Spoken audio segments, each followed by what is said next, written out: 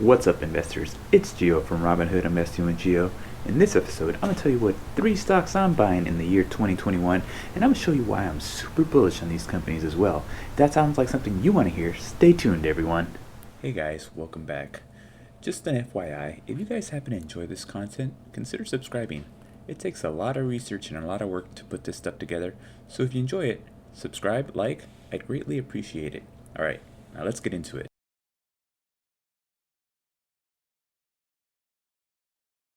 So the first company on my list is going to be NIO. The reason that I'm super bullish on NIO is that they have a lot of catalysts in the near future. One of the first catalysts they'll have will actually be in January 9th. On January 9th, NIO will actually have their NIO Day. A lot like Tesla has their battery day, NIO in China they have their own special day as well. And in this day, it's expected for them to announce their autonomous driving as well as new battery announcements. Aside from the autonomous driving and also the battery announcements, NIO is also expected to have a new sedan at this event. Prior to this news, investors were a little bit worried based on the bill that President Trump had signed earlier last week regarding the possibility of delisting Chinese companies from the New York Stock Exchange. It's been well documented how President Trump dislikes Chinese companies for the sole reason of them stealing American jobs, along with them always fighting the U.S. for the best economy in the world. However, as an investor, we must block out all the noise, politics aside, and just look at the fundamentals of the company. The truth of the matter is, this bill was signed by Trump.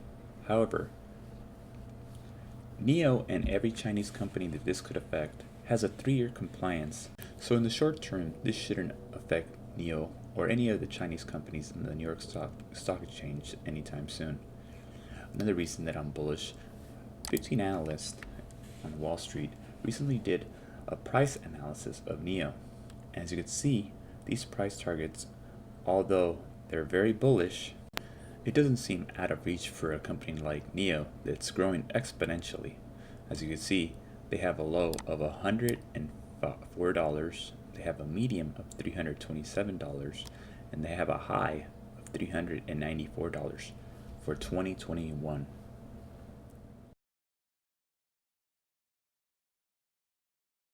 The next company I'll be investing in is the Tattooed Chef.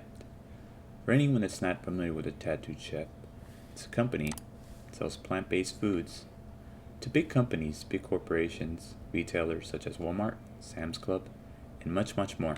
Innovation is at the forefront of the Tattooed Chef. Recently, they won the best new product from Sam's Club, and that's just a massive step in the right direction of where the company's headed. Another reason to be incredibly optimistic of Tattooed Chef and where they're headed is because of their growth that's expected in the next coming years. We take a look at their experienced growth. They had a growth of sales of $48 million in 2018. They had $85 million in 2019. Projected sales for 2020 will be $148 million. And in 2021, they're expected to make $222 million in revenue. For these reasons, I'm super optimistic and bullish for the future outlook in 2021 and beyond for Tattooed Chef. And it's definitely a company I'll be buying in 2021.